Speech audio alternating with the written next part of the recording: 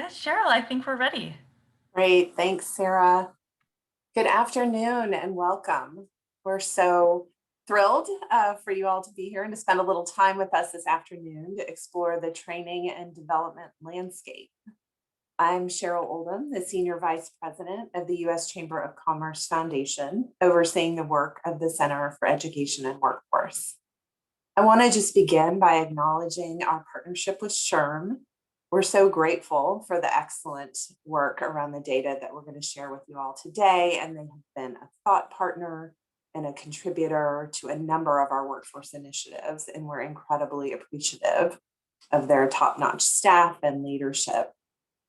I'm going to spend just a couple minutes at the outset sharing how we view the challenge of our time, one that certainly existed pre-pandemic, but has become more acute over the past year, and that's the people jobs gap. We know companies will compete on talent like never before. Our labor markets are becoming more and more dynamic. The issue of skill obsolescence is a permanent risk. We saw this so clearly in the millions of workers who lost their jobs and struggle to rejoin the workforce over the past year. Diversity, equity, and inclusion and economic recovery are long-term efforts. And technology not only changes the work, but workforce development itself. So at CEW, we're tackling these challenges with a three-pronged approach. One, by fundamentally changing how employers engage in partnerships with education and training providers, and therefore are able to create the real pathways into jobs. This through our talent pipeline management initiative and work that spans 7 years, 38 states, and thousands of employers. Secondly, by recognizing that not everything is a human problem and not all of our workforce challenges can be addressed through partnership. Our system has HR tech challenges that are creating friction between the people looking for jobs and the jobs looking for people. So through our T3 Innovation Network, we're addressing the data and technology challenges with over 500 organizations in the US and abroad. And finally, why we're all here today, the investment piece. How we finance education and training in this country isn't working for many. We see this in record student debt and in our policies and programs that were built for another time. We're in need of better strategies to support individuals and their goals. A one-size-fits-all approach for financing education and training isn't meeting our needs.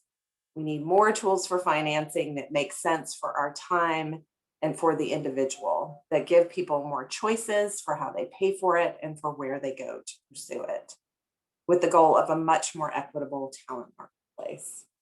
Employers are obviously a key stakeholder in this work, and as you'll see from the conversation today and the survey data we'll dig into shortly.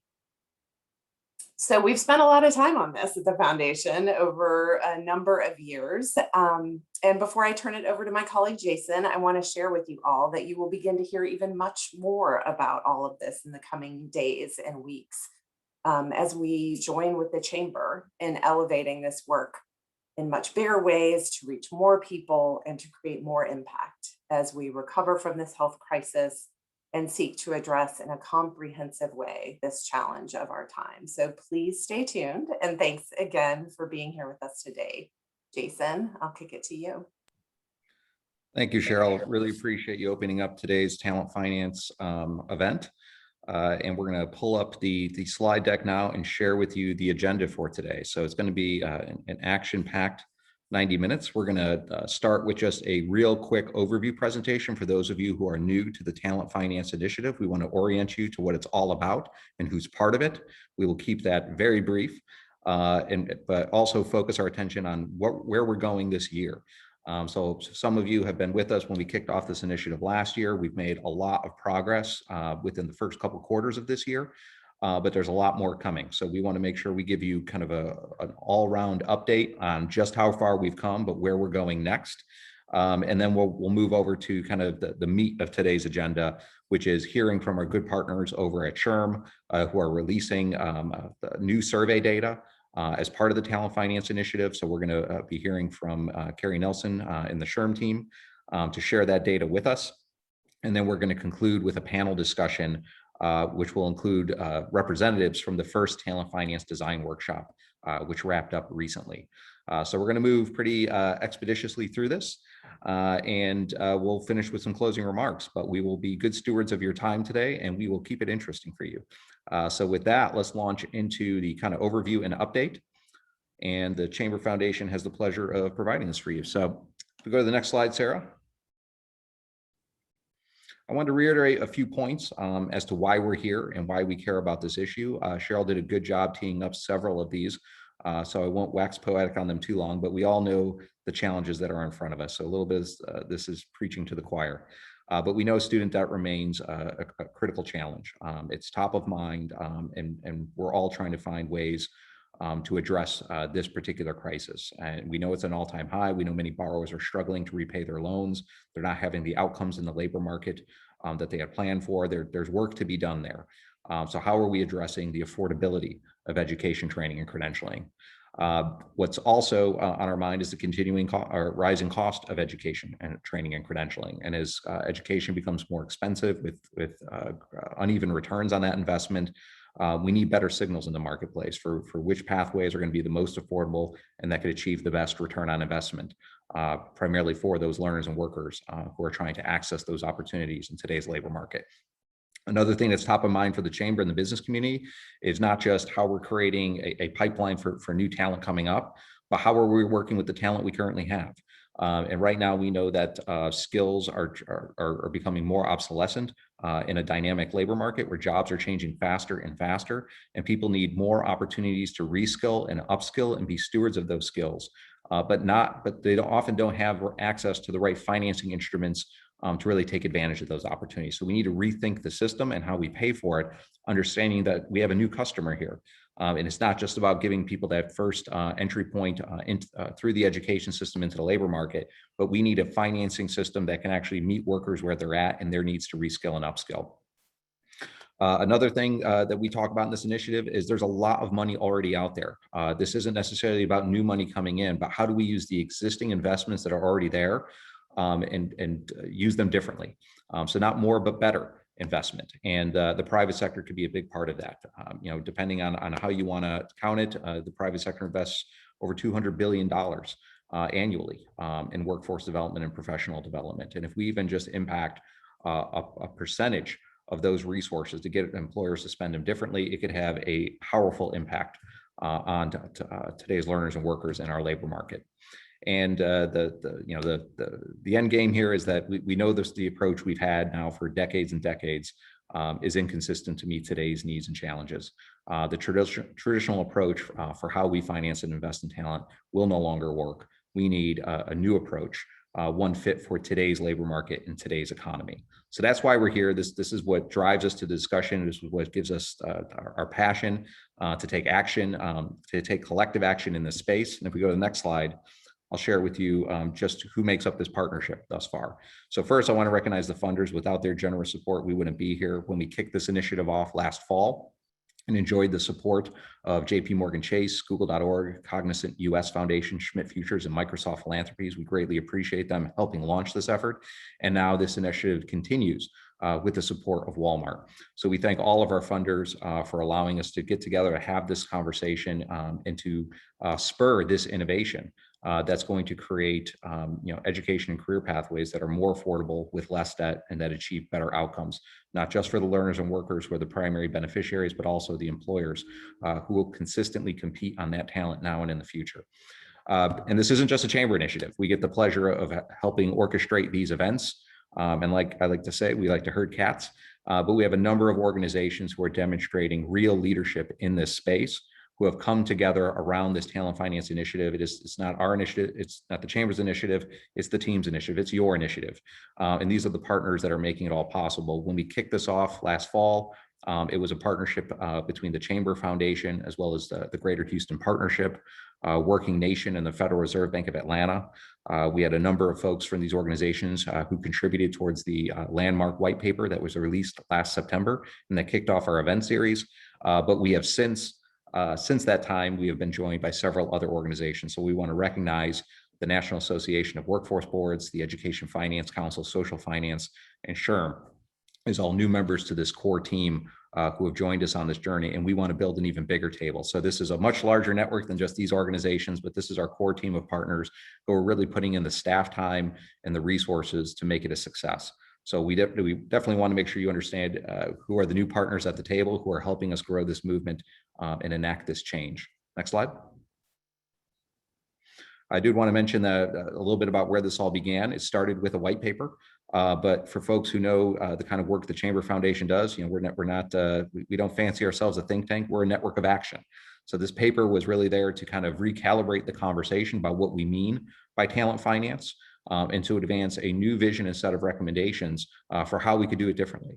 And this paper was really there to kind of kick off a movement that then led to an event series, a growing partnership, and now what we hope continues to be a national and growing movement of practitioners and experts who are really going to be spurring this kind of innovation that leads to new pilots and demonstrations for how we could create these more affordable pathways with less debt and better outcomes. So we started a movement. We first rallied the VIPs to come in and add their voice to the conversation and contribute their leadership. We heard from Raphael Bostic from the Atlanta Fed, Sheila Bair, former head of the FDIC. We had Johnny Taylor from SHRM. His team is joining us today. Former Governor Jack Markell, Scott Pulsifer, the president of Western Governors University, and so many more. The white paper alone had a committee of over 40 experts who had weighed in. So we really tried to make sure this was a movement from day one, not an academic exercise. And we are now all about taking action in the field, which is what we've been up to and what we're looking forward to share with you. Next slide. So you might be asking, well, what does it mean? What is talent finance exactly? And we introduced a definition supported by guiding principles, and we laid out some other things in the white paper that has led to kind of our plan of action and theory of change here. So when we talk about talent finance, know that we're talking about a wide variety of both public and private finance instruments that allows people to pursue talent development, so training, education, and credentialing, but also can help people manage volatility and risk, including employment and income risk. So it's both and. It's upside opportunity investments and how we finance those, as well as downside risk management. It's both and approach. It's a big tent. As part of that definition, we also identified a series of guiding principles because it's not just any finance instrument, but it's finance instruments that adhere to these guiding principles that we want to explore. We want more public and private. So we don't think everything can be solved by the private sector or the public sector. It's about public and private partnerships and coming up with more public-private financing vehicles and instruments in order to create these more affordable pathways. So we think it's a both and approach, and no one partner should incur all the risk, especially not the learners and workers themselves. So it's not only about more public and private approaches for how we finance and invest in talent, but also how we better share in the value creation as well as the risk. So we need to have distributed risk across all the major stakeholders to unlock these innovations. We also want to make sure we're pursuing talent finance instruments that are expanding choice. Choice not just for learners and workers, but for employers. If we want more pathways and more affordable pathways, what we need is more financing instruments that allow us to tap into them and meaningfully access them. So alternative financing, more public-private financing should allow us to unlock more pathways and credentialing opportunities that will lead to better outcomes. So finance should unlock choice. It should also be affordable and fair. We want to make sure that we're good actors in this space and that we are protecting consumers who are not only accessing more affordable and innovative financing solutions, but are being protected in their use of them. So one of the ways we're going to do that is make sure that we're transparent and accountable about the kinds of outcomes these financing instruments are achieving in the labor market, but also how are we collecting data that informs their use in practice. So how do we come up with a more data-driven and outcome-based financing system that helps learners and workers get the right financing vehicle for the right pathway that gets the right outcomes for them? Because at the end of the day, this is all about empowering workers and learners, not just with data, but with better financing tools to access opportunity. So accessibility, empowerment is a big part of this. And of course, equity. We want to make sure that as we advance new, more public-private approaches for how we finance opportunity in this country, we want to make sure that is contributing directly towards creating a more equitable talent marketplace. So that's, again, a key guiding principle as part of this initiative. So more than a definition and a set of guiding principles, what we also introduced was a framework. So if you go to that white paper, you'll discover that framework, which helps you navigate and map the finance ecosystem for the education and workforce development space. So we encourage you to take a look at that. It's a useful device to understand who can issue what finance instrument to what party, where are the gaps and where there are opportunities to innovate or partner to combine innovations, because it's not just about any one finance instrument. It's about combining new or old instruments together to get better results. We need a map, and this gives you a way to map the full ecosystem of finance instruments and opportunities. And then in that paper, we also talked about how to scale these things, because we could talk about it, we could pilot it, but it's all boutique unless we have an enabling infrastructure and ecosystem that can make these finance instruments mainstream. So we talked a lot about, when we kicked off the series, the need for employer collective action and employer collaboratives so they could jointly procure or purchase new financing instruments on behalf of learners and workers who are benefiting from their talent pipelines. We talked a lot about how we need to change HR accounting and reporting practices so companies are always rewarded for investing more in their workers and never penalized. We talked a lot about the need for a new data infrastructure. The more data we have about outcomes, the more we could do to better inform the underwriting of new finance instruments. And we talked about other things like the need for new quality assurance systems that could activate new pathways that could benefit from new financing. So lots of different things happening here. And what we try to do is create a broad partnership, a coalition of the willing, and then cast a wide net in terms of the many different types of finance instruments to be explored. But also, what are all the enabling parts of that infrastructure that need to be coordinated if we're going to make alternative financing mainstream in our education and workforce system? If we go to the next slide, I just wanted to share with you a little bit about where we are now. So since we kicked off that, or since we released the white paper last year and kicked off our event series, we've been on tour, we've been building the movement, we've been growing the coalition. You've seen that in the growth of the core team. We've been getting the word out, we've been evangelizing. And as part of that, we launched our first pilot design workshop. And this is envisioned as a series, the Talent Finance Design Workshop series, but we launched our first one and brought a group together of about 21 different teams to say, come with us. Some of you already have some experience in this space. Some of you are brand new. Some of you are workforce boards. Some of you are chambers of commerce. Some of you are student assistance commissions. Come one, come all. Let's learn together and not retreat to our silos, but let's come together now as a community of peers and learn together, knowing that we're all starting at a different point. But what do we need to know to get educated on what talent finance is all about and how it could actually inform and improve our work? But then how can we connect you to experts, those who actually provide talent finance solutions and support your networking and education as you get deeper in the space and begin to design a pilot or demonstration of your own. So we learned a ton from those 21 teams and the journey they were on. And our hope is to now iterate and improve upon that design workshop format and launch another design workshop this fall. So that's what we're going to strive for. And if successful and if demand persists, we will hold as many talent finance design workshops as needed to build a much bigger movement all across the country of a variety of different stakeholders who are trying to get smart on this finance piece of the ecosystem and who want to connect with peers, learn with their peers, learn from the experts, but then actually pursue, organize, and lead innovations in their community. So you're going to hear from some of those participants later today. That's what our panel is all about, is to hear from a couple organizations that actually participated in that pilot cohort. And they'll be able to talk more about what they got out of it and how you all should think about it should you wish to participate in that design workshop in the future. So in addition to spending our time this year launching that first design workshop, we have begun to seed plans for how we can launch a more long-term innovation network, because after our folks completed that month-long design workshop, they said, hey, we want to keep hanging together. We like the network. So we want to come in and have a long-term network that we can play in, where we can engage one another, continue to learn from one another, while the chamber and its coalition of partners that make up the Talent Finance Initiative continues to bring more cohorts in to train them up to the design workshop and then to facilitate their entry into this Talent Finance Innovation Network. So we're going to launch that innovation network. Our founding partners are going to be those who have completed the design workshop, but it will be open to others who want to just jump right in to join that network without going through the design workshop. We're going to bring you a future design workshop. We're going to launch the network and make it available to you. But we're also going to continue on the communications drumbeat. So we're going to work with our great partners at Working Nation to update our digital magazine.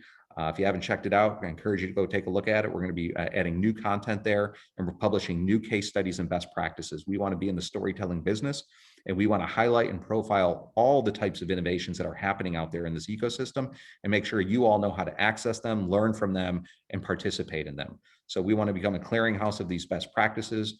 So if you've got a story to tell, if you're using alternative talent finance instruments of your own, get in touch with us because we want to be your spokesman. And then last but not least, we're going to be forming national work groups. And these work groups are going to be focusing on key topics for how we scale these innovations. And one of them is going to be around state policy alignment. So what do state governments need to do to actually put in place new supports, regulations, or resources to actually be a catalyst for these innovations and not a barrier to them. So we're going to talk about what states can do to actually become hotbeds of innovation, but also where they could become participants in some of these innovations themselves to expand the types of resources they have available for learners and workers, as well as employers. And we're also going to be talking about launching a fund of funds. So how are we going to actually start creating a national evergreen fund where as these innovations take hold at the local level, they can actually petition to bring in some initial seed resources to get started. So how do we create one fund that could then give rise to 50 or more funds? So we're trying to figure out how to kind of bring the capital into the mix. We're trying to get the policy aligned, and we're also trying to create better and better education tools and curriculum and resources and training materials. So if you're trying to learn, whether you're experienced or new to the conversation, if you need to get smarter on this talent finance piece, we want to build better and better curriculum and training supports to educate people and to get them started. So we're going to be forming some work groups, some quick committees that are going to be able to produce these kinds of recommendations and plans for how we can get this infrastructure in place to scale these innovations. Next slide. And if we're successful, what we think we're going to have is a wide variety of alternative financing mechanisms at our disposal that can achieve better outcomes for learners, workers, as well as employers. We think there's going to be hundreds of millions of dollars, if not more, in new investment in this space with more employer skin in the game. We think business associations like chambers of commerce, but not only them, are going to play a new role in engaging companies in collective action to jointly procure these kinds of alternative financing instruments. And we think there's going to be greater opportunities for state and local government to diversify their financing mechanisms so they can be an even bigger and stronger actor in this space, providing people with more choice around how they're going to finance their opportunity and their pathway. And we think this is going to be a critical conversation, knowing that we are all trying to figure out how we can achieve a more equitable talent marketplace and how we can actually produce pathways that are more affordable, that have less debt, and achieve better outcomes for opportunity populations. And we are committed to making sure that this initiative is in service to that goal and objective. And with that, hopefully that got you up to speed. If you've this is your first introduction to talent finance, and if you've been introduced before, hopefully this gave you some new information about what we've been up to these past 5 months and where we're going next. We strongly encourage you to join this movement, help us tell your story, be part of our design workshop series, join the Talent Finance Innovation Network when it launches this summer, and take part in those national work groups that we form, because we need your voice and leadership guiding that direction. We are here to serve you, to engage with you, and to be a supporter of your efforts, not the other way around. But we need you to be part of the conversation. We need you to opt in. So with that, I am now going to hand things over to our colleagues over at SHRM. SHRM is one of our core team members, and we're joined today by both Trent Berner and Carrie Nelson. And Carrie Nelson is going to share with us the findings from the survey that was commissioned as part of the Talent Finance Initiative to provide more insights into not just how companies are spending their resources today, but what's their appetite for spending them differently. So with that, Carrie, I'm going to hand things over to you. Thank you very much, Jason. I'm very happy to be here with you all today and share this great research that we've been working on. Before we just dive straight into the findings though, let's see if I can advance. There we go.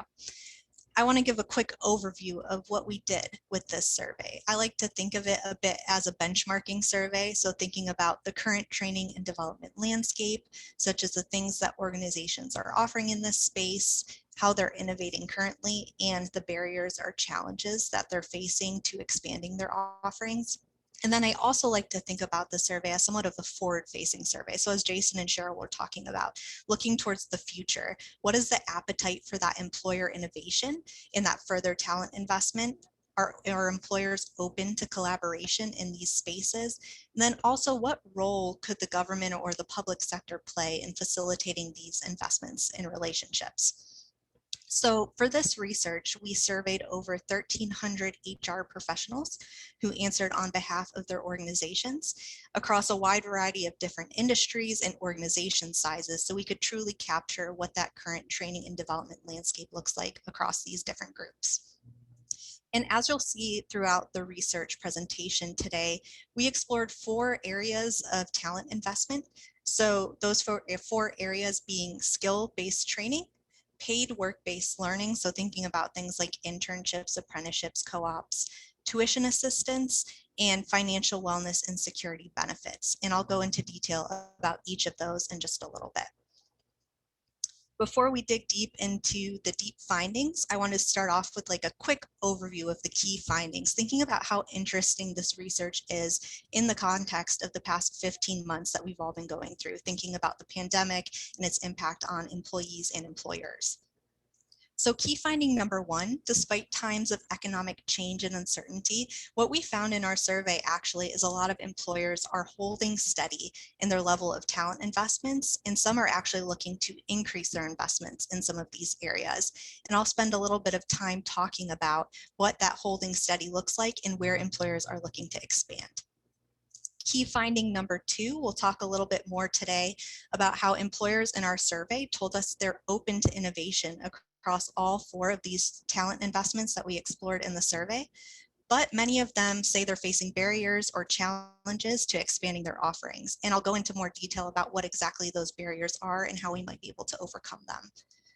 Key finding number 3, we found that many employers in our survey said that the government would play an important role in providing financing assistance for these talent investments, and that they would see this as a way to encourage them to invest further.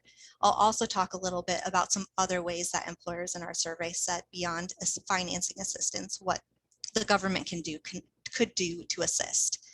Key finding number 4, many employers now partner with others being other employers, workforce agencies, etc., on these talent investments and see a lot of value in those collaborations. So we'll go into a little bit more detail about some examples of current collaborations employers are engaging in and what that value is that they see it bringing to the table.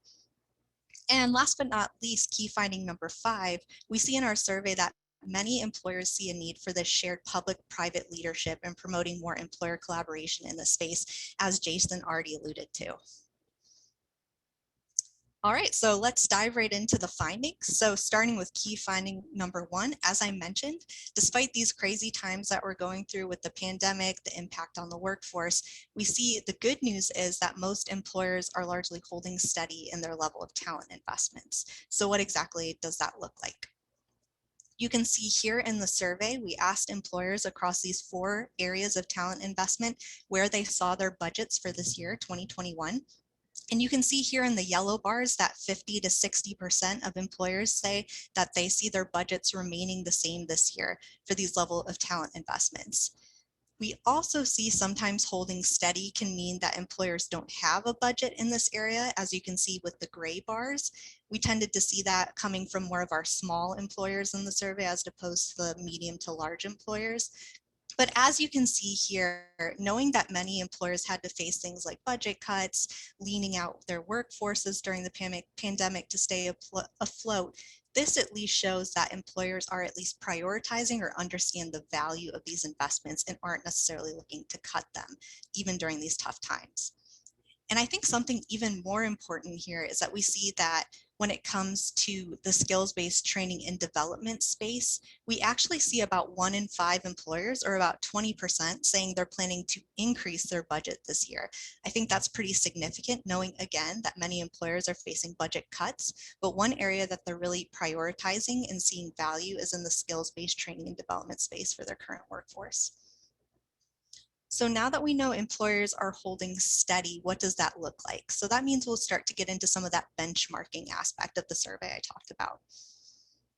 So starting off with skills-based training, in our survey, we found that almost all employers, or about 94%, say they're offering some form of skills-based training to their workers.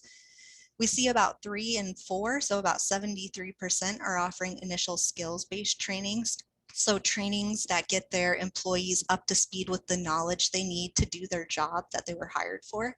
So that might include examples of things like job shadowing or job rotation. We also see a lot of employers, about 2 and 3, investing in skills-based training related to job maintenance and also employee development. Where we see employers investing the least, but still a good amount doing so, is in upskilling training at about 52%. I want to connect this 52% back to what we just talked about, that 1 in 5 employers looking to increase their budget for skills-based training this year. I think this shows an opportunity for growth and learning in many organizations, recognizing the importance that upskilling or reskilling their current workers, and the importance of doing that in such a tight and tough labor market where we're experiencing some talent shortages. Next, benchmarking paid work-based learning. I'm referring to opportunities employers may give to students or workers they hire in the future. Where we see most employers in our survey offering paid work-based learning is in the form of internships. About 49% of our survey respondents said they're offering that to their workforces. And we see somewhat less employers saying that they're offering things like cooperative education programs and apprenticeships. And about 2 in 5 employers in our survey said they don't offer any of these types of paid work-based learning. The good news, though, and something I want to draw attention to, is that 9% apprenticeships.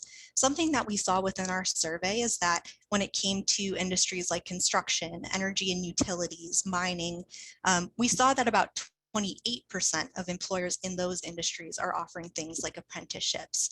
So thinking about the people who are most impacted by the pandemic, some of those jobs that experienced cuts, thinking about alternative pathways to gaining credentials. We know internships tend to be tied to that traditional college degree, not always, but often the case. With apprenticeships, employers can start thinking about maybe when it comes to the skilled trades or other areas where they can start building talent pipelines in alternative ways to both empower employees and to build the skills of their workforce. Moving on, we also saw a number of employers investing in tuition assistance programs. So here you can see about 51% of employers said they're offering some kind of tuition assistance to their employees. But I do want to point out here that most of these employers are implementing some kind of eligibility requirement when they're offering this.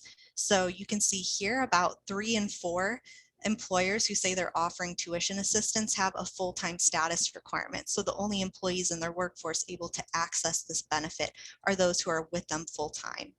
We also see about half, or 45% of employers, implementing a tenure requirement. So requiring that employee to have been with them for a set period of time, for example, 1 year, before they can access the benefit. And then 16% say they also implement some other requirements related to accessing that benefit, which all comes together to say only about 9% of employers say that they offer this benefit to all their employees. I want to take a minute here to connect this again to sort of the current situation that we're in, thinking about the employees that were most impacted by the pandemic, some of those low skill or often hourly workers, that perhaps those workers didn't have access to these types of benefits, and it might be interesting or something future looking to do to see how we might be able to restructure some of these programs or have employers rethink about how they're structuring these programs to build the skills of their workforce and also to help employees grow with them. Last but not least, when it comes to benchmarking, we looked at what employers are offering in the financial wellness and security benefits space. So Jason alluded to this a little bit in thinking about the security of workforces during these times. When it came to financial wellness and security benefits, we saw some of the most offered benefits were things like retirement savings accounts, FSAs, HSAs, some things that are often tied to healthcare. So kind of setting the bar at most employers are offering at least these basic benefits.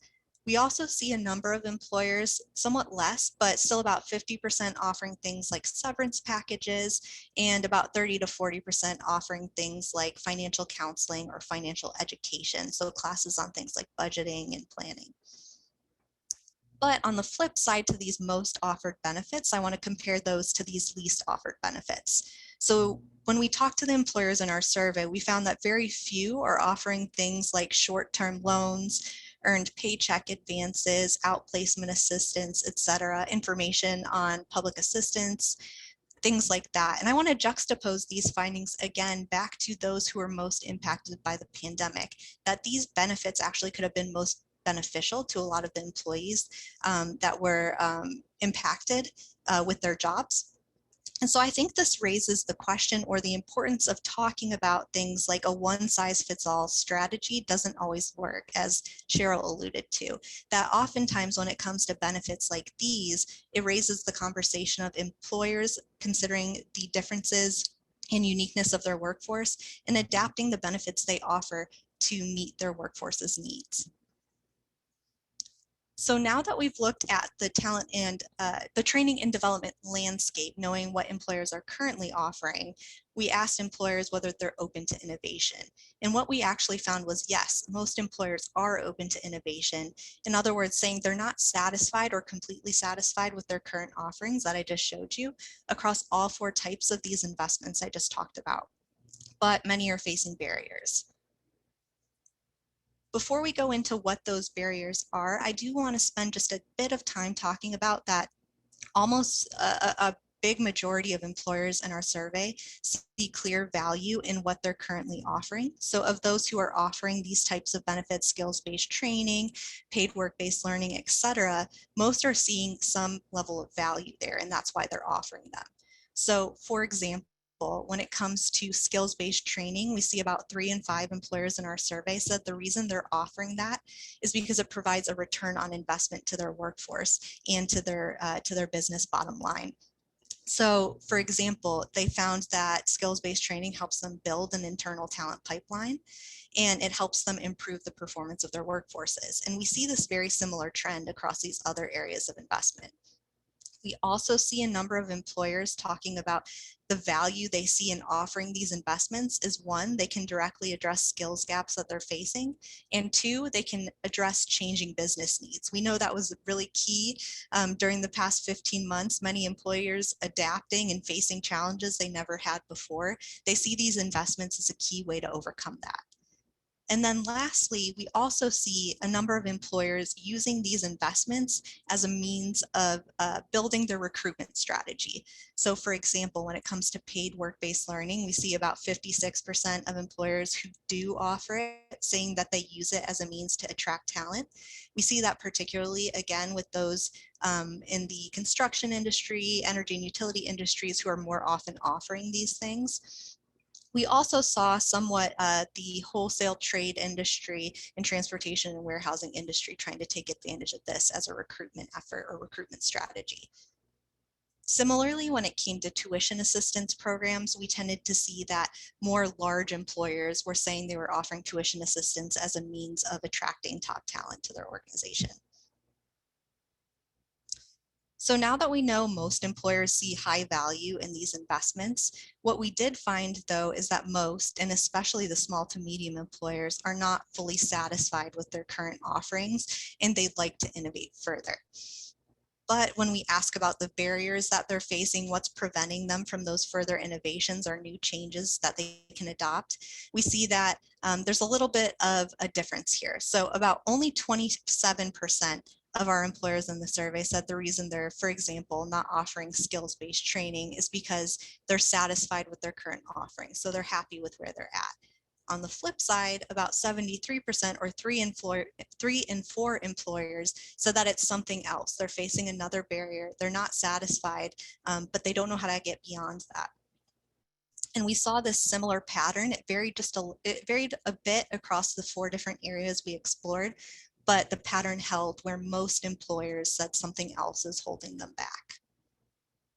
So what are those barriers? I think the top 2 won't come as a surprise necessarily to everyone. What we heard rising to the top was most employers said it's a lack of time, for example, staff time, or it's a lack of budget that's holding them back as the top 2. So for example, when it came to skills-based training, we found that over 2 in 5 employers said that it's a lack of staff time. They're busy doing other things. They don't have time to implement new or innovative changes when it comes to their skill-based training offerings. Another example here when it comes to the lack of budget or financing, we see about 3 in 10 employers who currently offer tuition assistance say that a lack of budget's holding them back from expanding their current program.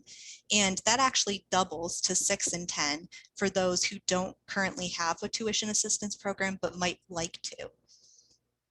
Besides time and money, we also saw rising somewhat to the top a lack of information about what new programs or offerings are available, and also a lack of support from senior leadership for these types of investments. And I think those two things often go hand in hand. So thinking about when it comes to senior leaders, they often want to know what's the impact to the bottom line, what's the return on investment. We saw that most employers see a return on investment on their current programs and offerings.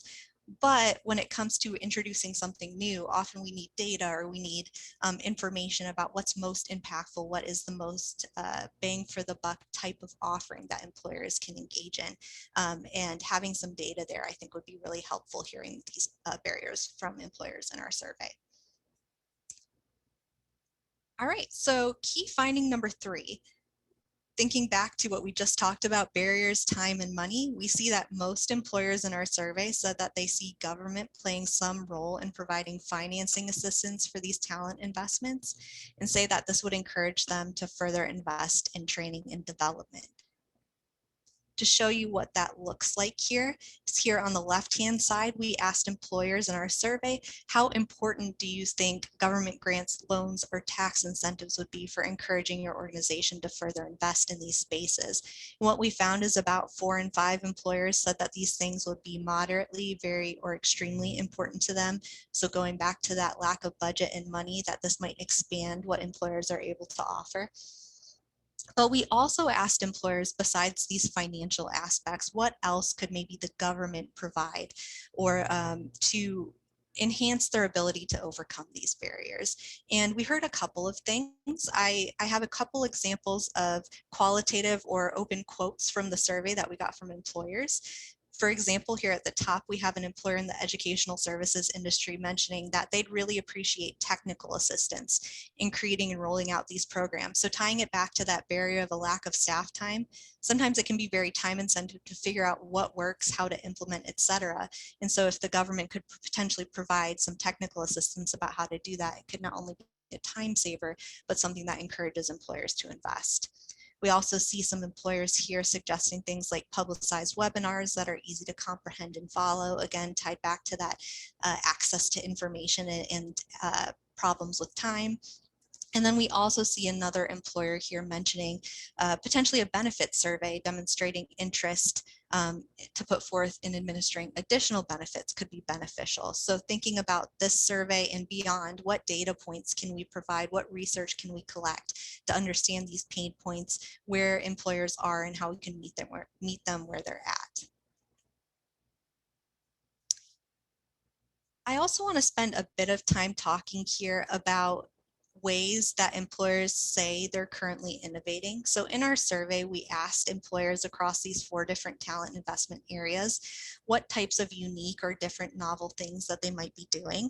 And I want to provide these an example of that innovating may be easier than employers might think, whether they have limited time, limited resources. That employers in our survey were talking about different and interesting ways they're maybe overcoming those barriers.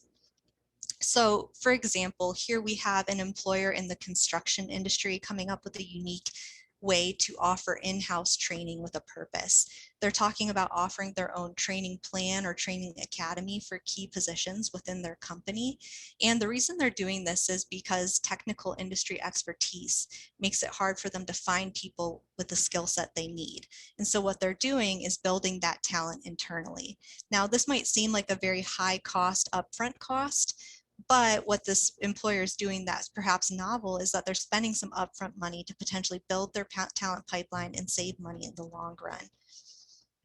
We also have an example of an employer in the finance and insurance industry who mentioned that they're a small employer. So what they do for staff that are at similar levels is they have several different job responsibilities that are rotated among the staff. So they're addressing those maybe skills gaps or changing business needs in this way. So they're coming up with a unique way to train their employees to do that. But they also mention here that they're using it as a means to reduce burnout or boredom. They say it's not groundbreaking, but it's effective. And something that we see in other SHRM research that we've done is that many employees right now are experiencing a lot of burnout and disengagement.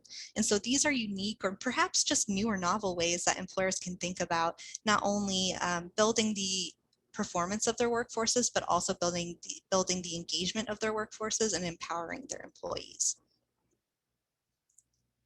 Here's another great example of an employer in the healthcare and social assistance industry telling us a way that they're building their talent pipeline. So this employer is offering a boot camp for new hires for people who actually have never worked in their field before. They're in the emergency medical field, and what they say is that they've built a program where they offer in-house paid training.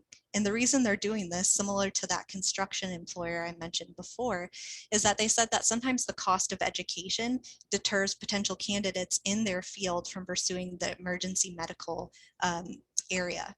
And so what they're doing is partnering with a local college and to pay for some of this to not only increase the number of certified workers in their region at low cost or no cost to the students, but again, are building their talent pipeline in a way that can prepare them and enhance the future of their workforce and their business. Here's some other unique examples of employers utilizing undertapped or untapped talent pools and increasing equity. We talked a lot about in the introduction for this session about the importance of increasing equity or opening these opportunities to all. What we see here is we have an employer in the transportation and warehousing industry who mentioned that they actually have a pretty unique take to tuition assistance programs. And what they do is they offer their tuition assistance to their low income frontline employees. So again, some of those that might have been most impacted by the pandemic, but they don't offer these benefits to their higher level positions. So thinking about employers who are interested in building the talent of their workforce and keeping employees with them for longer, this might be an interesting way of doing so and helping those employees access opportunities they couldn't have otherwise. We also see an example of an employer in the information industry who says they have a returnship for women in tech who've been out of work and practice for a while.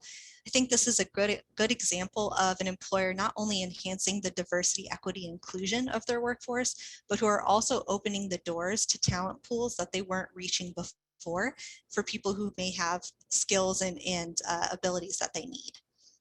And then last but not least, we have an employer in the retail trade industry who says they're currently partnering with local nonprofits to help develop skills for people in transition and even for second chance workers. So thinking about workers who may have been formerly incarcerated on low risk crimes, how do we get those people back into the workforce and filling some of the gaps or shortages that employers are facing?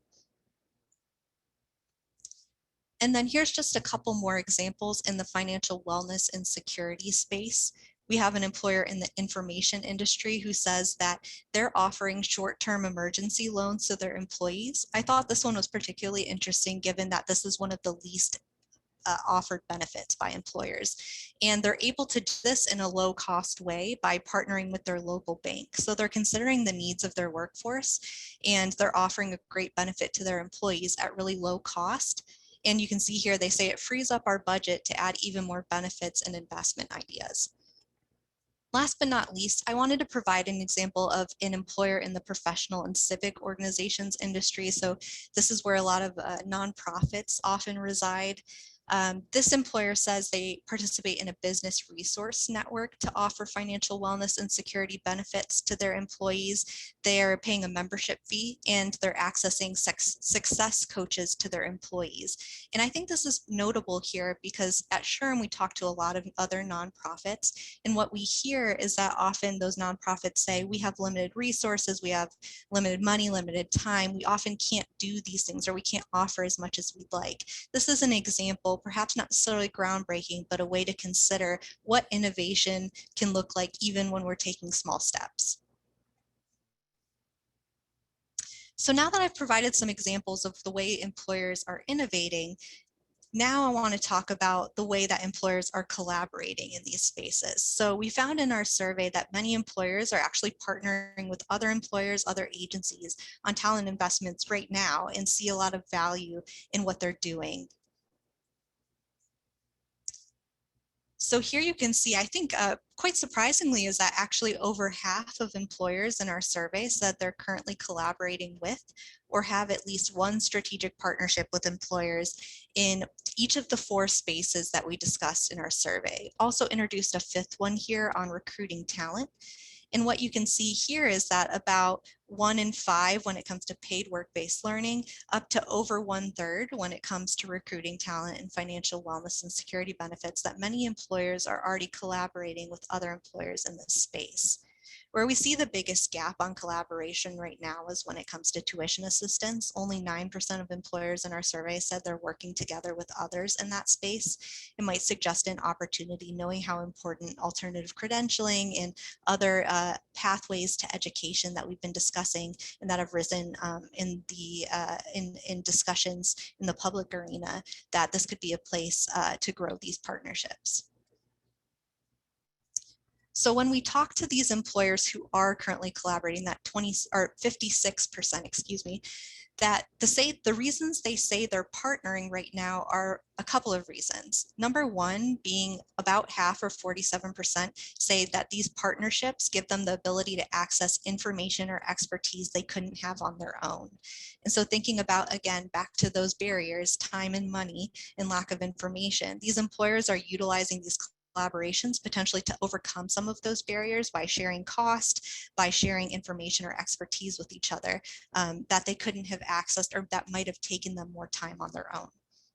We also see over 1/3, or about 37%, are collaborating with other employees in these, or excuse me, employers in the talent investment space for the ability to improve the overall quality of talent in the industry. So not only building the talent pipeline for their industry at large, but also building a talent pipeline to source top talent from for their own organization. On the right-hand side, again, speaking to some of that great qualitative data, it's often hard to highlight those in presentations like these, but I wanted to give a couple examples of the way employers are currently collaborating. And I wanted to start here at the top with an employer in the wholesale trade industry, because I think this one's very timely and relevant. We had an employer here who said during the pandemic, they were working with employers laying off employees to employ them with their company. So thinking about often there's differences in supply and demand. During the pandemic, we saw a number of organizations facing a decrease in demand, but also many seeing an increase for their, in demand for their services. So thinking about how employers and employees can help one another when it comes to bringing talent where it needs to be in the pipeline. We also see here an example of an employer in the energy and utilities industry talking about they meet with a regional group to discuss best practices in the construction and utilities area, but that they also, similar to the wholesale trade employer, work with other employers who have opposite seasonal needs. So when business is slow for them, they share employees with other employers. And then last but not least, we have an example of an employer in the hospitality, food, and leisure industry who said that one of the ways that they partner is to work with local agencies who assist individuals with disabilities to find potential positions in their organization that would be a good fit. So thinking about those underutilized, undertapped talent pools, ones that we don't often think of, but have a lot of skill and talent to bring to the table. And this employer is finding ways to access those talent pools by partnering. Now, we talked about why employers do partner, so why might they not be? So there's a couple reasons here when we talk to employers in our survey. When we asked for those who don't collaborate in some of these spaces why they don't, we found one top reason, or about 28% of employers said that the real reason they don't collaborate is they just don't know how to find these partnerships. Again, going back to those barriers we talked about, a lack of information.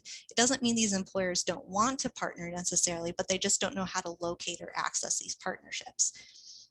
Secondly, and maybe a little bit in contrast, we see 23% of employers who don't currently collaborate in some of these spaces saying that the reason they don't is because they feel like they have enough resources to do these things on their own.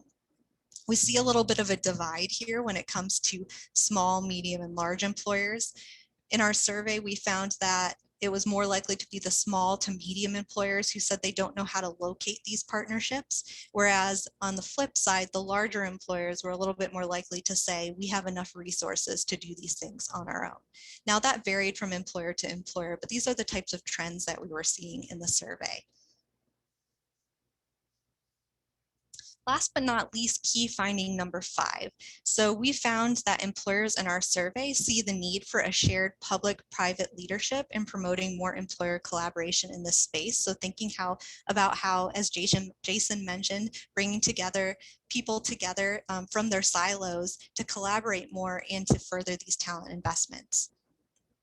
When we asked the HR professionals in our survey who they thought would play the primary leadership role in promoting and facilitating this type of collaboration, we found that 3 and 4 HR professionals said that it needs to be both the public and private sector together, facilitating and playing a leadership role, that we have to do this together. And here on the right-hand side, I just want to wrap up with a couple examples of ways that employers said that they could use help from the public sector or the government. One of those ways, again, thinking about a lot of employers saying that the reason they might not collaborate is they don't know how to locate these partnerships.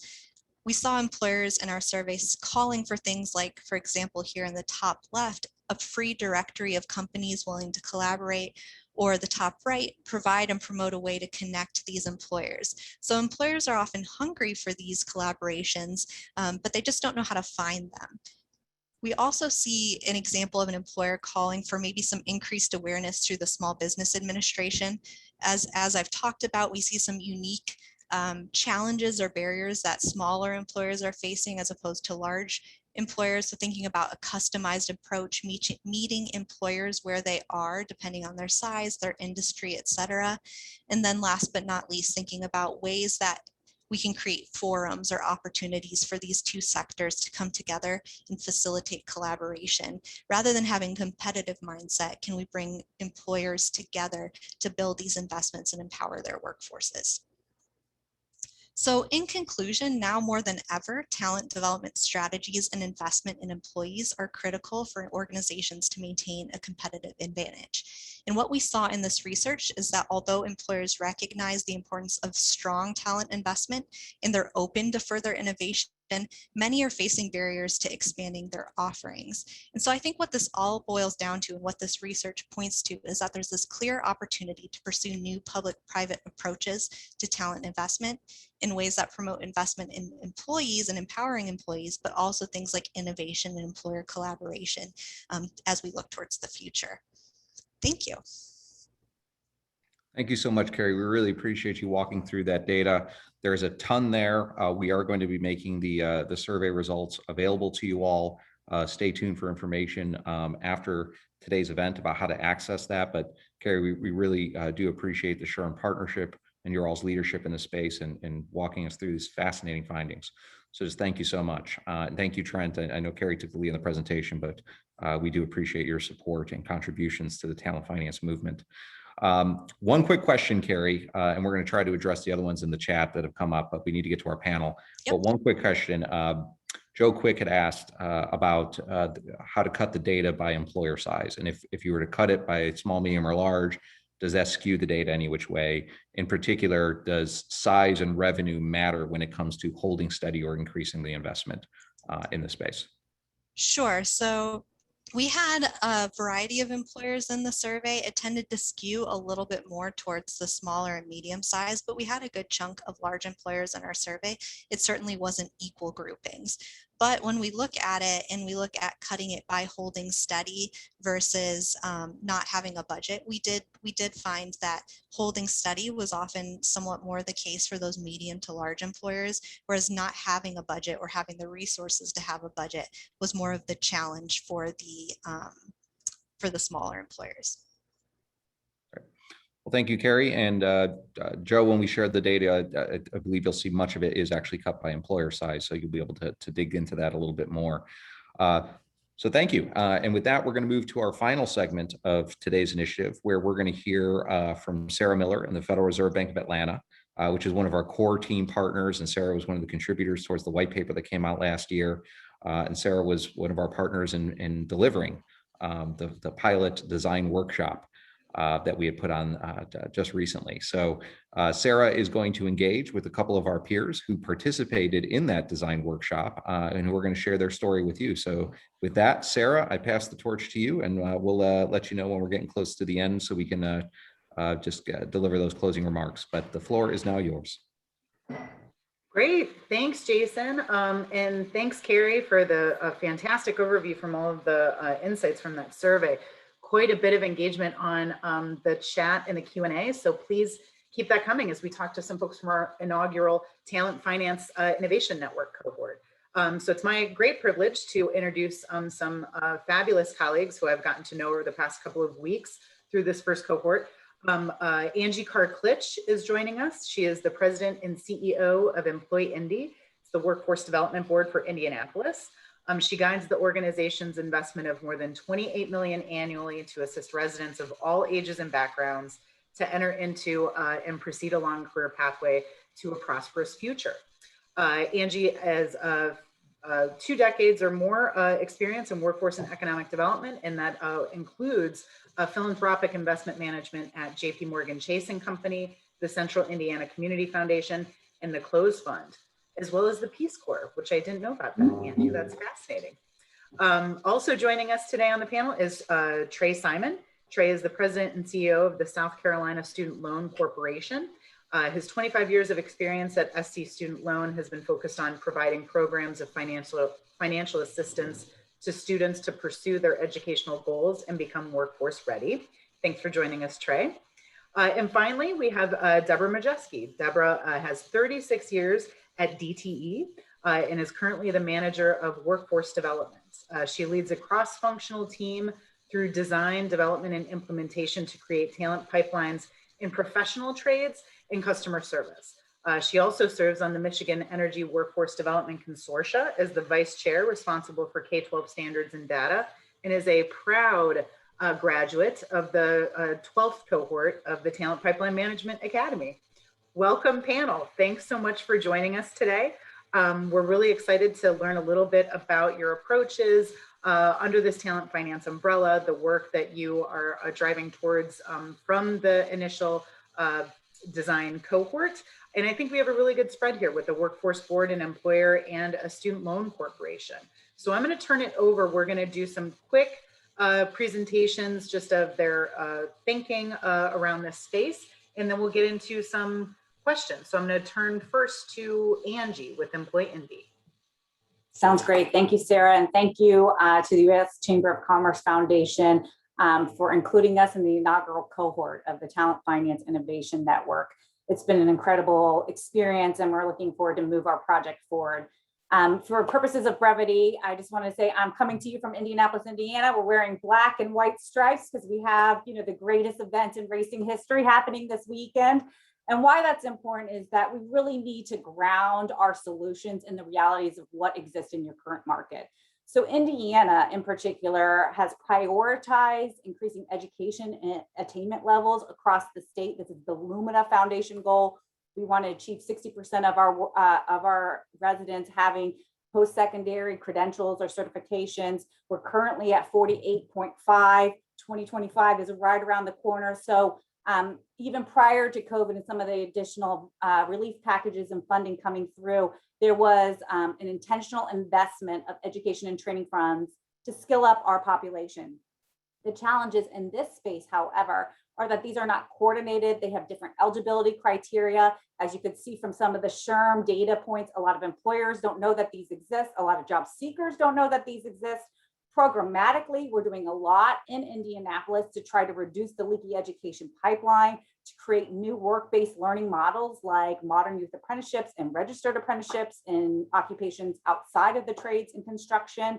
But in addition to that programmatic work, what we recognize is that there's a lot of funding streams and there's just not a lot of knowledge about which is the appropriate training financing solution for me as a consumer, or as an employer as well. The ones I specifically want to draw out from the list you see below here are unique to the state of Indiana, the 21st Century Scholars and O'Bannon Scholars. These are first generation students going to a post-secondary institution, a public institution in the state of Indiana, and that education would be paid for. Obviously, other things that are unique to our environment, next level jobs. This is a state initiative coming out of our governor's workforce cabinet. Workforce ready grants are the user piece of that. Employer training grants are just what they say, they're employers. The eligibility for accessing those dollars changed last year as a result of CARES funding, and it will subsequently change with new investments. So we feel like it's very important for us as kind of an intermediary to stay on top of this and make sure that that's translated to our community. Same thing with Indy Achieves. This is a locally based promise and completion program that allows us to really move people through the education continuum. And we have lots of philanthropy in here in Indianapolis. Lilly Endowment just supported about 30 different programs across our community at $96 million. A lot of that is in training for individuals to upskill, to take advantage of jobs in the local market. How do we understand that as part of the larger picture of talent financing solutions? Next slide. So what we have proposed as part of this cohort is that we are really going to create almost a technology feature, but as well as be the repository of those changing dynamics about eligibility and funding.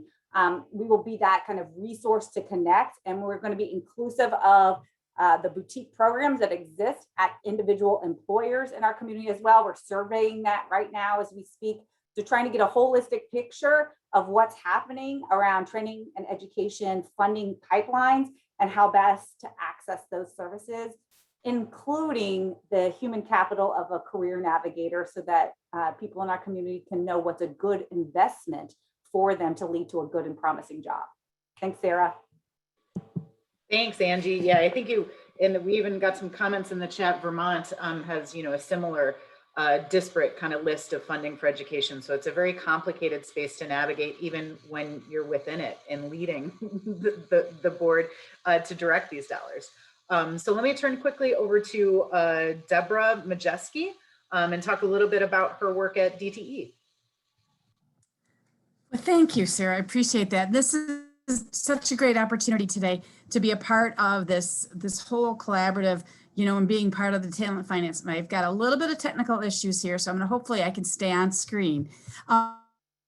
So what we're doing out here in the Motor City, if I may, of southeastern Michigan, is we've created a customer service talent development project. And this is a very large collaborative. You see on the first slide, the number of companies that are with us today. We've got the city of Detroit. We've got the Detroit Public School Community District, Roy Smith Company, Ford Motor, General Motors, Henry Ford Health System. We just have a whole large collaborative, and it's growing. And then we have more members that we're going to be actually meeting with next week to say yes to come join us with this customer service talent development project.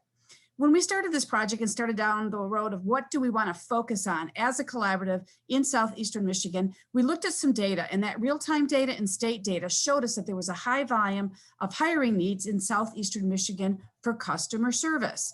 And so we pulled together our collaborative and we asked them, what is your hiring need in the customer service space over the next 18 months? And there was 12,000 minimal that they saw was going to be the demand. So then we did more research from a state of Michigan perspective, and we found that job role is like 6th largest occupation until 2028 in the state of Michigan. And we knew that we had an opportunity right there, because there's a lot of times where one company is actually hiring or pulling talent away, or talent's not staying long enough, you would make the investment. So we said that we wanted to make sure that we were looking at building a talent pipeline that would be innovative, to be focused on addressing the workforce talent needs for all of the companies in the industry. 2, that we wanted to make sure that we were increasing diversity. And we wanted to develop a standardized foundational training program that benefited all of the people in the collaborative and beyond. And so with that, we wanted to also make sure that we were showing a career path. Many people would think that customer service is an entry point and that's all that is a job. But we're showing and proving now that it's a career path to much more. So when we did that, we did all of our surveying data, and we used definitely the talent pipeline management toolkit. and it was such a great opportunity to go through the academy, we were able to then, through the survey, really collect a lot of really good information that said, what were the gaps? And we built this on the next slide, we built the information that was this customer service framework. The framework for us was, the slide there just kind of represents all of our data, but if you, Sarah, go one more slide definitely shows us this framework. And this, so with this collaborative, what we did is we said, where do we need to focus first? Personal effectiveness was definitely a gap for many companies. Academic competencies, we also found to be an area of opportunity. Workplace competencies, industry specific and occupational specific needs were all very much a need for many of the industries. So we said, if we could figure out the framework, design the framework to know that we can close these gaps. How do we close those gaps? We said we'd close that through a college program. So we went ahead and we partnered with Henry Ford College, which is a community college within our area. And we said, can you help us close the gap? Here is our pyramid. And what we wanted to add to that pyramid also was DTE's service keys. And there's 4 service keys for DTE that we said we wanted to add, and that's caring, dependable, safe, and efficient.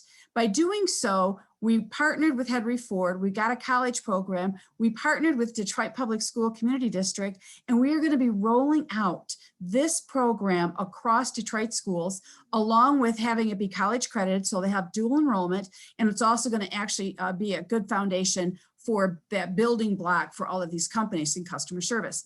But what did we have? What were opportunity for this talent finance cohort opportunity here was tuition. How do we cover tuition? How do we pay for the startup costs? So there's so much more that we really need to understand from a financial perspective. And this rate of pay is low. So we want to make sure that we were targeting and working with partners to find funding to be able to make this be very streamlined and not too impactful to the student. So it's financially correct for them to be able to make the investment, take the time, and then get into a very good company. And I'll leave it at that. Thank you, Sarah. Oh, thank you, Deborah, and well-deserved accolades in the chat as well. I think this is such a fantastic program and approach, and such a prolific need, certainly in the state of Michigan, as you found, but you know, nationally as well. And if that's what you're looking to build towards, I think there would be you know, great uptake of that in those jobs that require that as a key skill. Let me turn over last but certainly not least to Trey with the South Carolina Student Loan Corporation. Sarah, thank you. Good afternoon. We're also excited to be involved in this talent finance initiative. You know, South Carolina Student Loan has been providing South Carolina families and students attending South Carolina schools financial assistance for over 46 years. That being our predominant line of business. And during this time, we provided $8.5 billion in financial assistance in the form of loans, forgivable loans, and scholarships. You know, and our project concept materialized around our recognition that our current product offerings do not reach the population in South Carolina that struggle the most to manage the risk required to obtain like a positive post-secondary education and employment outcomes. So we've named our project BOLD, or Better Outcomes, Less Debt. And our project is to build an innovative outcomes-based financial aid program based on education and career pathways. The program should also have wrapper services to manage external threats to students' success and to manage the students' downside risk. Our desire is that the risk be shared among funders, lenders, educators, employers, and student learners. We also really are big believers in the outcomes. It should be tracked and analyzed through LER's approaches. So also, we've come to the conclusion from being part of this cohort that talent pipeline management approaches are very important and should be utilized to ensure education and career pathways are tailored to meet the needs of the participating employers. Long-term, we'd like to see a consortium model where current and future participants could participate to develop talent pipelines of employers, employment protection programs, and additional innovative funding mechanisms. And our current proposed pilot is to address a specific employer need in South Carolina. So it's nursing shortages in South Carolina by providing a low risk, high reward outcomes-based financial aid program to rural and first generation strivers. And to us, we define strivers as students seeking upward mobility through education. So, and I'll turn it back over to you, Sarah, now. Questions? Yeah, great. Thanks, Trey. And I think that that's, a really great approach, looking at, specific sectors' needs before we look at kind of scaling that out. But it speaks a little bit, to some of the findings from the SHRM survey, and where employers are partnering, where there's reticence to partner, where there's maybe just confusion. So let me pivot over to kind of my first question here. And you all alluded to this in your opening remarks, but we are looking to create kind of a new social contract and how we finance talent development. This need is not going away. In fact, it's increasing in its necessity to focus on with technological changes, with changes in the labor market, and funding is going to be paramount with all of that. So let me turn to you, Angie, first, because I think your model is really interesting to say we are in a relatively, at least on the surface level, an investment rich area with all of the philanthropic dollars that Indianapolis has and the various programs coming out of the state. But we don't know if we need more things yet. We have to figure out how all of this works together and really make that clear. So if you could talk just a little bit about some of those funding and financing challenges that you're facing now and how you're hoping to kind of solve for those with the clearinghouse. Thanks, Sarah. So you're correct. I think we are in an environment that's rich in resources, but lacks the connectivity and the clarity around eligibility criteria, not only about, some of these are based on geography. Some of these are based on your age. Some of these are based on your race. Some of these are based on the industry you want to go into. But it's really difficult for an individual to navigate that. So the challenges that we see with trying to deploy the monies that we do have kind of a locus of control over is that time is the enemy of the adult learner. So the amount of time we have to spend upfront validating and trying to vet and then actually doing the contract with the training provider to deliver the voucher. I mean, these are really process-oriented issues, but they actually do contribute to the lack of outcomes we see. And so having a better navigation tool to accelerate the connectivity to the funding stream and to the training provider that we've also validated, because we're back mapping from labor market information. We've seen an explosion maybe of training providers kind of come into the area. I don't want to say they're predatory, but they know that there's money coming through the federal system and others. So we want to be that validator so that not only are we connecting them to the dollars, but we're providing the career coaching and navigation so they can so the consumer can make a good choice. And particularly given all the programs with employers, that's our first desire, is the connectivity so they can have work and learn experiences at the same time. Right. And like you said, the time being the enemy of the adult learner, I think is so spot on. I mean, any little step in that process presents an opportunity for them to disengage, to drop out. I think that same narrative goes for your employer partnerships as well. If it's hard for them to figure out how to get in, then they're not going to do so. As we saw in one of the responses, I think, and why they didn't engage was that it's just too great of a time. And a resource that they don't have to dedicate. But Deborah, let me move over to you and just in your thinking through, the same issue for you. You want to get these, workers into these jobs. That upfront cost is going to be a bridge too far for many of them. And how do you solve for some of that problem? So can you talk a little bit about, how the conversation is going to kind of drive towards this new approach to financing that tuition and how that's going with all of your partners in Michigan? That when we first started out this project, there was no funding. No one came to the table with money in their pocket to say, hey, we are ready to work on a project, right? So it really was bringing together a good collaborative of companies and selling them on the fact that there's this desperate need to make sure we had the right talent. And so we all agreed on that. And once we agreed on what our mission was going to be, we agreed that not one company is going to need to fund this, but we need to come up with a solution that's going to help everybody, not only the employer, but also that's going to help, the participant, but even more so, even the parents or schools, if we've got them involved. So it started out with talking what foundations were out there who had funding that could help us. What grants could we tap into? We ended up finding out that we have a private donor who said, I want to come forward because they really like the direction that we are going and what we're trying to do, and then broadening it across the city of Detroit. So, you know, it's a matter of, so when you start really having the commitment of a team and you're understanding what your need to spend for is, and people understand that, then they will buy in. And so we want to also help convince, how do we shift that cost of the student having to pay for school when they're only going to start at $12 to $16 an hour, right? So are you going to make a $3,000, $4,000 investment into college when you're going to start your job at $12 to $16 an hour?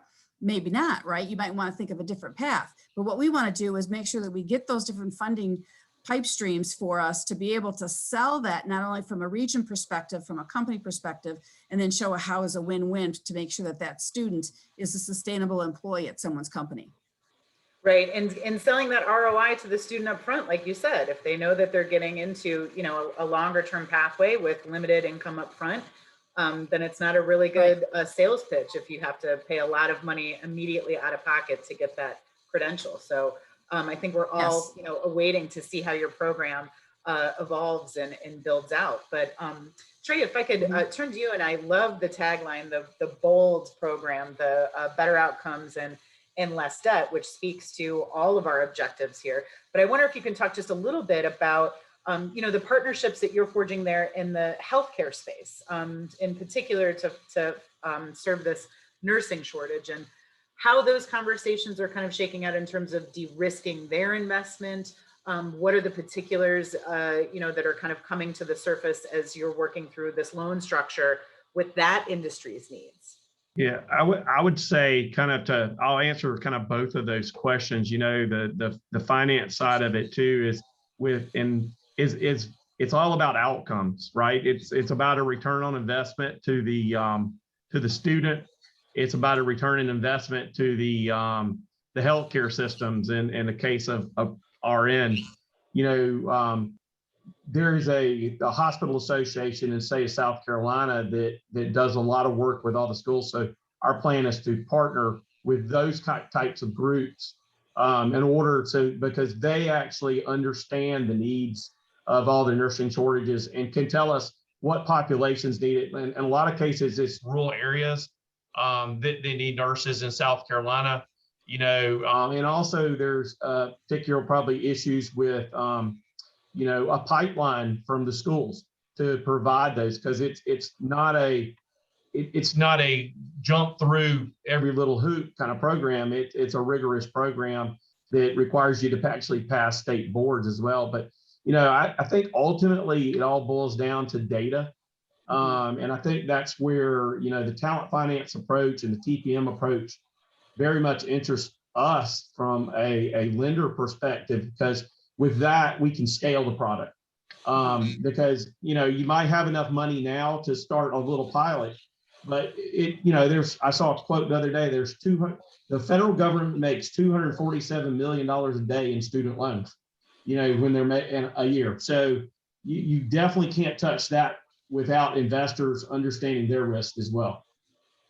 Right, and I think that's a perfect segue into, if we could do a quick last question, just around exactly this, like, what's that barrier to scale? So, you know, I agree with you. A lot of this data, and certainly we can use, you know, all of the research that we've done today, what will come out of this initial cohort and future design sessions around return on that investment, what worked, what didn't work. But, you know, Angie, if I could shift to you just quickly, and thinking about how we coordinate all of this funding, create more access points and choice and better outcomes. You know, what's that one thing that's kind of standing in the way of scale that we should all collectively as a field kind of keep our eye on and keep chipping away at? I will never not advocate for more investment in the space, but I think that that's a little bit premature with not knowing and not utilizing the existing resources. So I think the challenges for scale is if you have monies that are like reverting back to the general fund because they're not being used, that's a challenge. I think there is a real need to support administrative work, program work. So We have found that those who have taken advantage of a lot of these funding streams already have a college education. That wasn't necessarily the intent and purpose of what these dollars were supposed to be used for. But I don't believe that we were utilizing local partners and investing in local partners and staff at those agencies to really reach out to the population and guide them through the process. Let's be honest, many were not successful the first go around in education. So what's going to be different this time? So I think those are important features to think about for scaling in the future. Oh, for sure. And I think there's many people on the call, myself included, and many more in the field that will love to learn from your clearinghouse and what you're learning and how you're better connecting those dots, because I do think awareness and effective navigation, even from the partner side, is such a breakdown in the field in many cases. But Deborah, let me go to you, and then we'll close again with Trey for any parting thoughts on just what are you hoping to kind of knock out of the way and scale, the work that you're looking to do. So for me, we're starting out with Southeastern Michigan. We want to really build that right model that works with a small collaborative, if I may, 10 to 15 companies. But my vision would be, and our vision as a collaborative, is to grow it across the state of Michigan. And then if we can leverage the funding, really sell this across the nation, because it really is a fundamental opportunity for all schools to be able to incorporate into their business model the customer service portion. And if we can do that, and we can roll that consistent methodology or that foundation that we have built from a customer service perspective framework, then I think it would be able to just be a domino effect and just be cascaded across the nation. But again, that would take funding. It would take a network like this, only this network growing and growing and growing. So, which is what we hope to see, and we're here to help. Yeah. Trey, any last comments? And then we'll turn to Jason to close this out. Yeah, I'll just add one more. I think lack of regulatory guidance around certain, we talked about some innovative financing products like income share agreements. There's a lack of regulatory guidance around that today.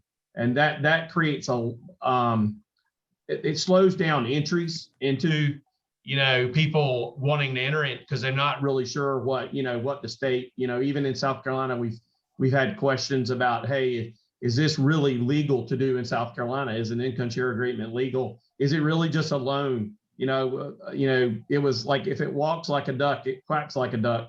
It's probably a loan, is what I was told. So even though it doesn't really have an annual percentage rate attached to it, so that there's your kind of gotcha there. So I think to add, it's regulatory guidance. I think again, this is the kind of group that's going to help guide that. I do too. And with that, let me turn it over to Jason. I think all of these points are something that we want to address and continue to work towards over the next year and into the future. So Jason, over to you. Thank you, Sarah, and really appreciate all your contributions to discussion, Trey, Deborah, and Angela. Thank you for participating in that first inaugural design workshop, and we're really eager to continue to support your work as future members of the Talent Finance Innovation Network. So thank you for sharing your story with our audience today. And we are at our time, so I want to make sure that we close and not take up more than we should. So here's our contact information. If you need a point of entry into the Talent Finance Initiative, myself or Sarah Castro are more than happy to be your first point of engagement. And we can get you connected with the right folks in the core team and across the network. But just feel free to follow up with any of us. There's no wrong door for how to get involved and how to get connected. But we're happy to play that role for you. We encourage you to visit our website where you'll be able to find access to information about this event, the SHRM survey findings, as well as upcoming opportunities that will be launched this summer and fall as part of the initiative. So get involved and be loud. This is a coalition of the willing. So we encourage you to join us if you want to be a leader in this space, and then we will be working for you. So thank you again to everyone who made this event possible. Thank you to Cheryl for kicking us off. Thank you to Carrie Nelson and the SHRM team for not only executing the survey, but sharing the findings with us and walking us through it. And thank you, of course, to our panelists, and most importantly, to the audience. Thank you all for being so generous with your time today. We know it's a lot to ask, and we do appreciate you sharing it with us. So with that, we're going to say goodbye and stay tuned, because we will have a lot more updates coming as early as this summer, and we can't wait to share those opportunities with you. So thank you, everyone. Have a wonderful afternoon.